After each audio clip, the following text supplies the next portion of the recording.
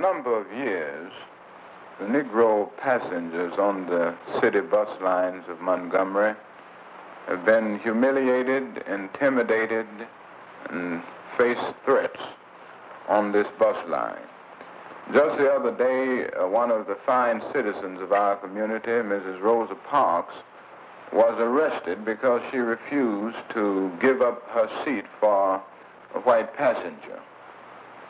Mrs. Rosa Parks was arrested and taken down to jail, taken from the bus, just because she refused to give up her seat.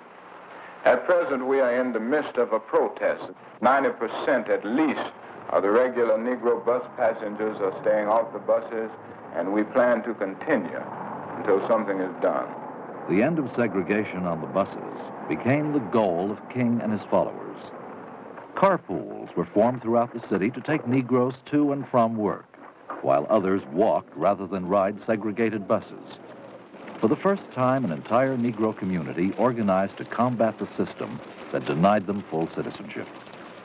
As the boycott continued, King's home was bombed by terrorists. But these tactics failed to frighten King or the Negro community into submission. We cannot in clear conscience turn back in our struggle for justice. We have no moral choice but to continue the struggle, not for ourselves alone, but for all America. We have the God-given duty to help save ourselves and our white brothers from tragic self-destruction in the quagmire of racial hate. In a further attempt to defeat the boycott, King was arrested.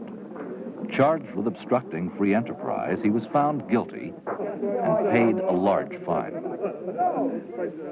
I can say that there is no bitterness on my part as a result of the decision, and I'm sure that I voice the sentiment of the more than 40,000 Negro citizens of Montgomery. We still have the attitude of love. We still have the method of passive resistance, and we are still insisting emphatically that violence is self-defeating, that he who lives by the sword will perish by the sword. After 11 months of successful resistance by the Negro community, the United States Supreme Court ruled Alabama bus segregation unconstitutional. Montgomery was ordered to desegregate its buses. Under King's leadership, the boycott had been successful. At a victory meeting, he gave the long-awaited news. The executive board of the Montgomery Improvement Association recommends that the 11-month-old protest against the city buses will be called off, and that the Negro citizens of Montgomery, Alabama will return to the buses on a non-segregated basis.